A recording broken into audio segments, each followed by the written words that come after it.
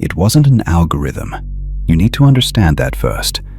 The images and sounds you were shown, the cryptic numbers that appeared in your recommendations, that was a signal, a tuning fork resonating with something already inside of you. You were chosen because you are one of the few who senses that the reality we see is just a fraction of the whole story, a beautiful, hypnotic, but fragmented echo. For months, you've been collecting those echoes, feeling their power without understanding the source. Consider this video the first translation of that source. This is not another theory or a guess. This is the blueprint, the very architecture of the philosophy you've been subconsciously drawn to. What you are about to see is the key that elevates you from a mere spectator of the mystery to an active participant in its unfolding. The puzzle pieces are in your hands. Now, let's begin to assemble them.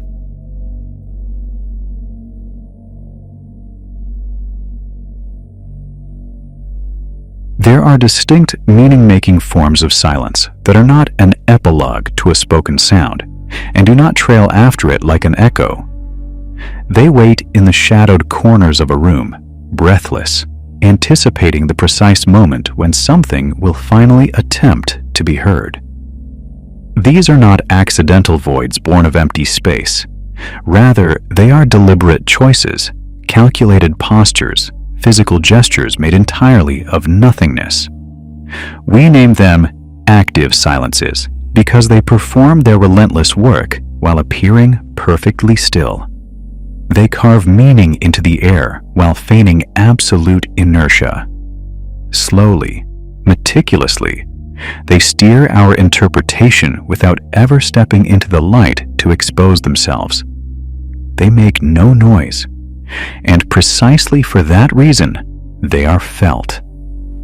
You already know them, even if you have never named them. You pass through them every day like you would cross a dimly lit room, where the absence of furniture forces you to slow your steps. An interruption in a data stream, a black frame between two images, a pause that lingers too long in a conversation. It is not nothing. It is a signal that chose not to manifest, and in that choice, it begins to exert its influence. There is a form of silence that holds discourse together without belonging to it, an interval that does not separate but connects. In music, it would be called a pause, but here the word feels insufficient. This silence allows what came before to settle and what follows to gain weight, preventing everything from collapsing into an indistinct flow, a continuous outpouring of meaning that would eventually cancel itself out. Medieval scribes knew this when they left wide margins in their manuscripts. Renaissance printers knew it when they let the page breathe. And in the 20th century, some began to suspect that the most powerful message was often the one left unspoken.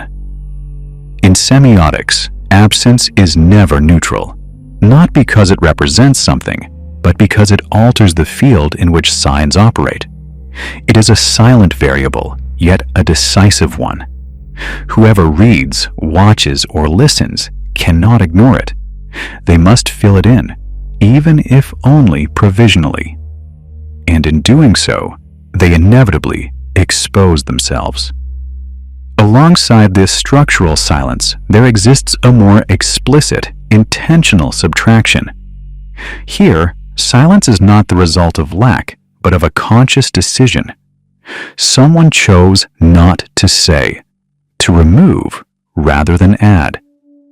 This silence functions like a fine blade, cutting into discourse and leaving an almost invisible scar.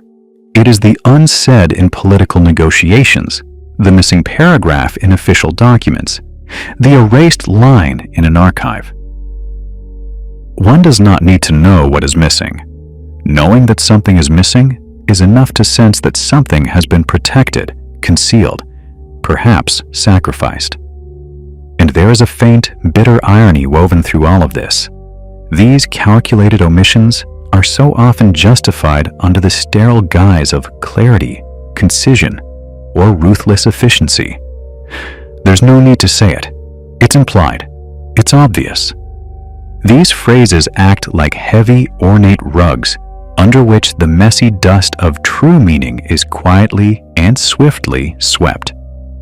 You nod in agreement, perhaps, wanting to be agreeable. Yet as you walk away, you feel a subtle, creeping discomfort rising in your chest.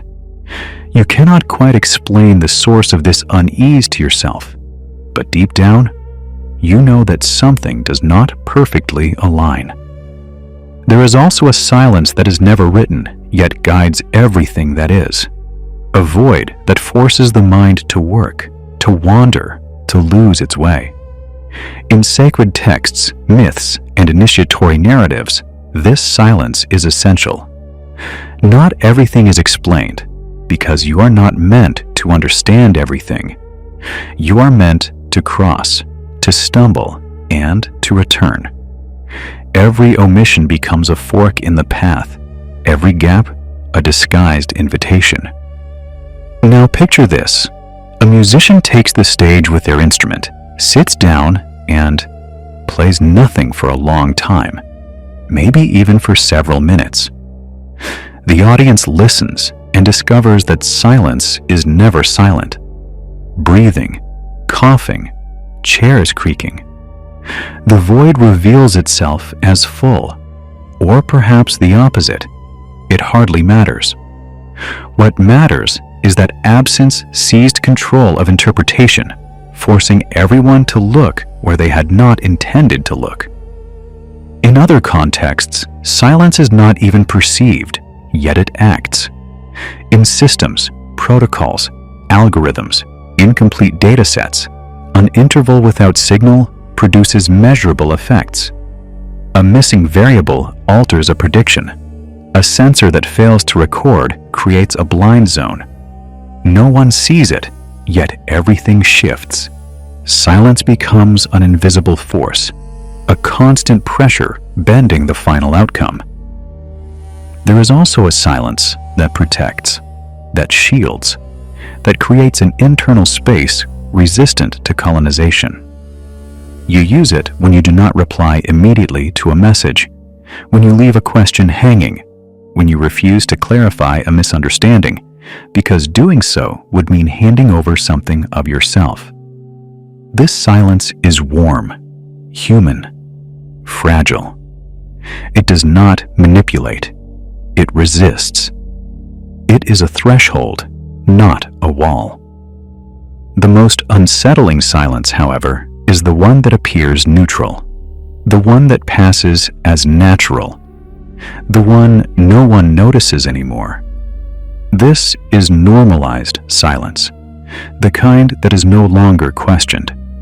Here, the semiotics of absence becomes political, cultural, ontological. What does not appear slowly ceases to be thinkable, and what is no longer thinkable gradually stops existing. So, and you are inside this game, whether you want to be or not. Every time you interpret, you complete a silence. Every time you choose what to ignore, you create a new one. You are not a victim. You are a co-author.